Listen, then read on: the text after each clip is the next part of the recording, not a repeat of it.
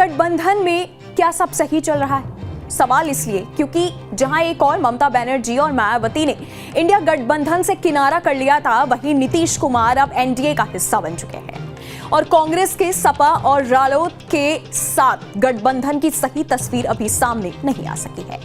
बताया जा रहा है कि कांग्रेस और रालोद यूपी में जितनी सीटों की मांग कर रहे हैं, उतनी सीटें देने के लिए सपा तैयार नहीं है। ऐसे में आगे क्या होगा?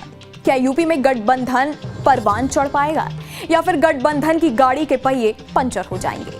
चलिए जानने समझने की कोशिश करते हैं। नमस्ते, मैं हूं नंदिनी शुक्ला और आप देख रहे हैं न्यूज नेशन। सपा अध्यक्ष अखिलेश यादव ने हाल ही में सोशल मीडिया प्लेटफॉर्म एक्स पर कांग्रेस से 11 सीटों पर समझौते की घोषणा की थी। रिपोर्ट्स बताती हैं कि सपा ने रालोद को 7 सीटें देने की पेशकश की है। कांग्रेस और आरएलडी दोनों ही पार्टियां इससे खुश नहीं हैं। कांग्रेस और आरएलडी इससे अधिक सीटों की मांग कर रही हैं। एक मीडिया रिपोर्ट्स में कहा गया है कि सपा ने आरएलडी को जिन 7 सीटों की पेशकश की है, उनमें से 3 सीटों पर सपा के उम्मीदवार आरएलडी के चुनाव चिन्ह पर मैदान में उतरेंगे। इस बात से आरएलडी नेता खुश नहीं है। सपा प्रवक्ता राजेंद्र चौधरी ने कहा, पार्टी ने कांग्रेस को उत्तर प्रदेश में 11 सीट की पेशकश की है ताकि हमारे बीच सम्मानजनक आपसी समन्वय हो और हम भाजपा को हराएं। पार्टी का शीर्ष नेतृत्व लगातार कांग्रेस के संपर्क में है।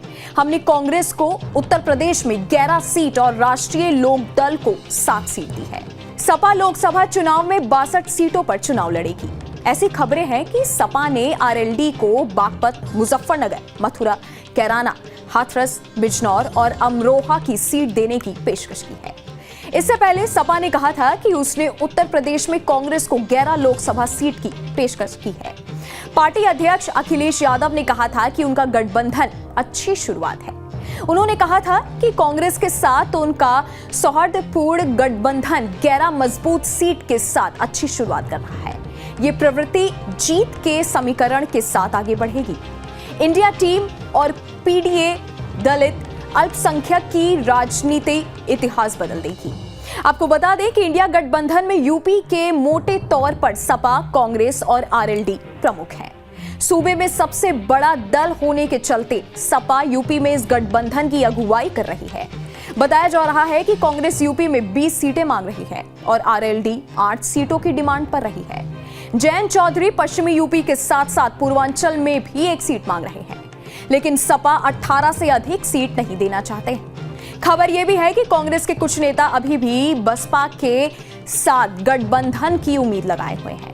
माना जा रहा है कि सपा की ये प्रेशर बनाने की रणनीति है और इसीलिए सीट शेयरिंग की घोषणा सिर्फ सपा के द्वारा की गई है। खैर, आगे ये देखना होगा कि यूपी में ये गठबंधन क्या बीजेपी को टक्कर दे पाएगा? क्या अभी और कोई पार्टी इस गठबंधन का हिस्सा बनेगी? इस बारे में जो भी अपडेट आएंगे वो भी आपको बताएंगे।